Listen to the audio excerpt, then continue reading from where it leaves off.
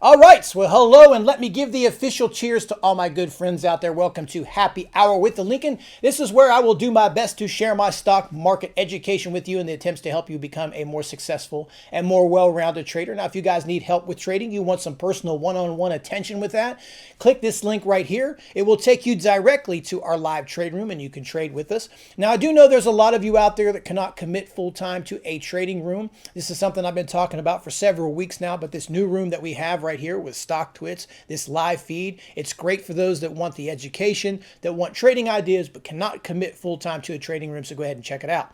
Also, don't forget, if you guys are sitting out there and you're like, when is this dude going to talk about this? When is he going to talk about that? How come he never mentions this? Do me a favor, send it over here.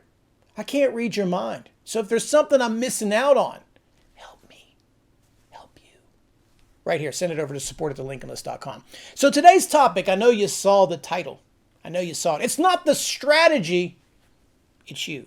What do I mean?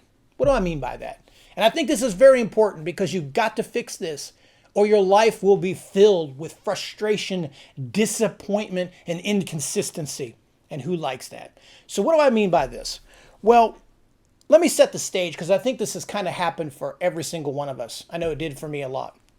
And that is, you finally figure out who you are as a trader. You feel that you have connected with a certain type of a strategy. You're like, this is me. You know what you're looking for. You know what you like. And then all of a sudden it really starts working. And you feel great about it because you understood the strategy. You really studied the strategy. You worked it in a market. And then all of a sudden it really starts working for you. So you start to feel the fruits of all of this labor. And it's a fantastic feeling. And it goes on for some time, whether it's a short period of time or a longer period of time for some of you. But eventually at some point, it stops working. Or I should say, it stops working the way it used to be working or the way you expected it to work. And instead of you sitting there trying to maybe work with that strategy inside of the market that you're currently trading, you decide that it would be best if you would jump to another strategy. And for many of you, that's what you do. You abandon that strategy and then you start learning another one. And then maybe you have the same type of experience with that one. And then you jump to another strategy and then another strategy because you're still like in this discovery period or think that you are in this discovery period. Now, for some of you, this is going to be a chronic problem for a couple of different reasons. And this was kind of like my reasoning, is I always felt, for some of you too, you think that you don't want to miss out on anything, that there's always something better than what you currently have. So when you see an ad for, hey, these simple two patterns work in any kind of market, or this one indicator makes millions, this Wall Street prodigy turned 1,000 into $88 million overnight, you got to get in on that, right? You feel like you're missing out on something and you have to know everything that there is to know about trading. So you bounce around. And what this creates is you never get comfortable with anything, and every type of strategy has its peaks and valleys. And for the rest of you, you just don't or have not been able to trade long enough in a market to really understand what it means to be a trader and what we're talking about. Now, I say this all the time, and part of happy hours is to connect with everyone on a deeper psychological meaning. So I want to kind of try to explain it to you like this, because these are the things that are not taught in DVDs and textbooks and stuff like that, is I consider trading to come in patches, okay? This is my term I use, patches.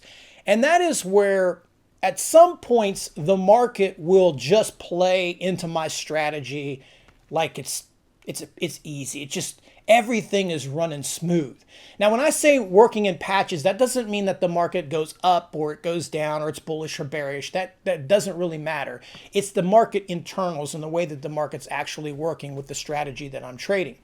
But what will happen is there will be times, these periods will go by, maybe it's a month, maybe it's 2 months, where I feel I can't put a foot wrong. I hate to use the word easy, but trading is very simple. The strategy that I'm using works out really well. I don't have much stress. Everything is just kind of falling right into my lap.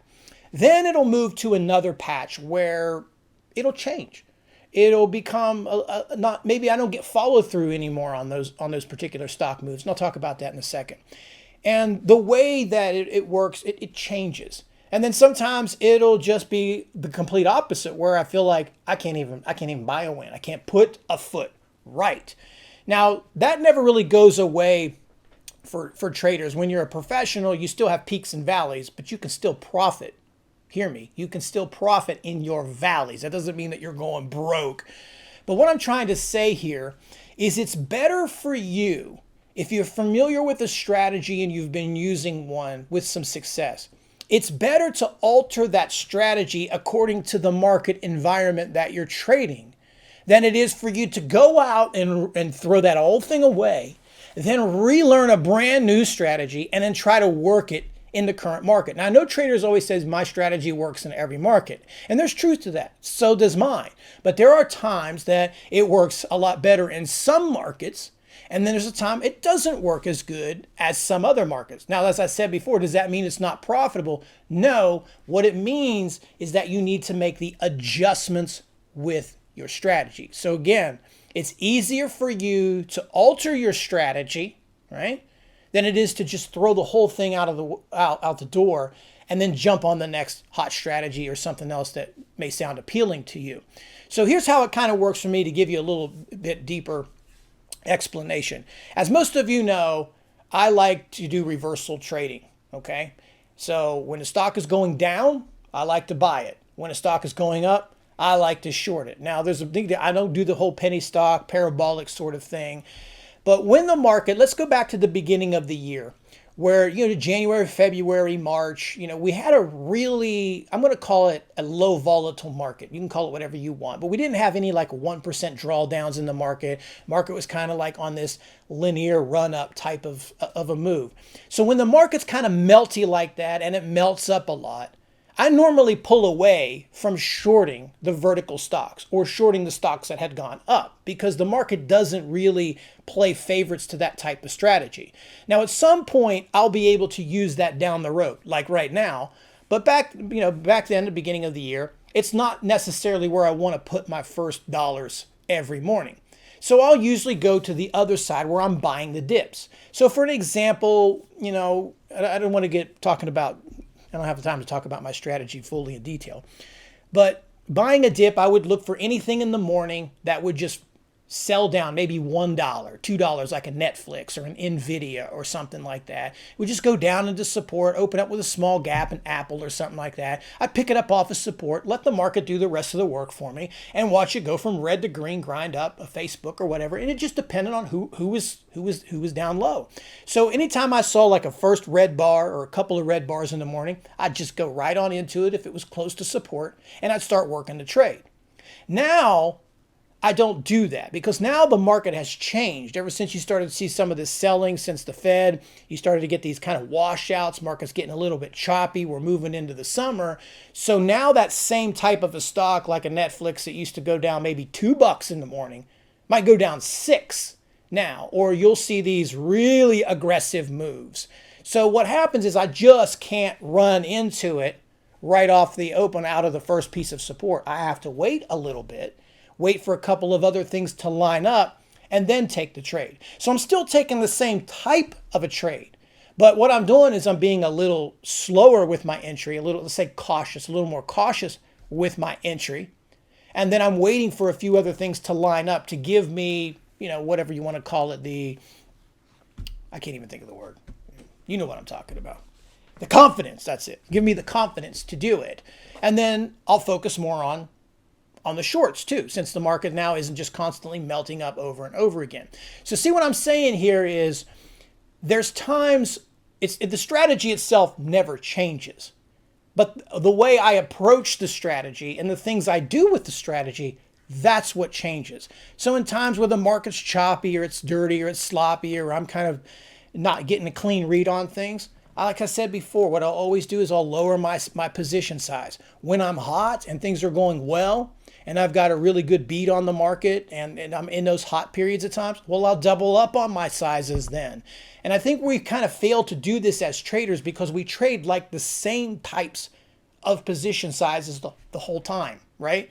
So it's like one of the things I think what I'm trying to make a point here with this one is you think that when something works, it's always going to work that way all the time. And the market just doesn't do it. As I said, remember, it's all about those patches. And for some people, while I might be struggling with a certain type of market, I might have to be more patient with a certain type of market. There's other traders out there who are just killing it in that type of a market. It's just easy for them, but they're struggling when I'm not. It's just what we all have to go through. As I said, every single trader, I don't care what's being told to you or what's being said out there, you go through peaks and valleys. The difference is when you're an amateur, your peaks, you make good money. Your valleys, you grenade your account. When you're a professional, your peaks, you make a whole lot of money. And then your valleys, you make a little bit of money. You don't blow up accounts. You actually make not so much money. So remember, it's easier for you to take the strategy that you have. Stick with it. If it's already getting you 60 to 70% wins, you don't need to change that. Sometimes you just need to be either more patient, wait a little bit longer for targets, block out the noise from being in a choppy market, switch to larger time frames.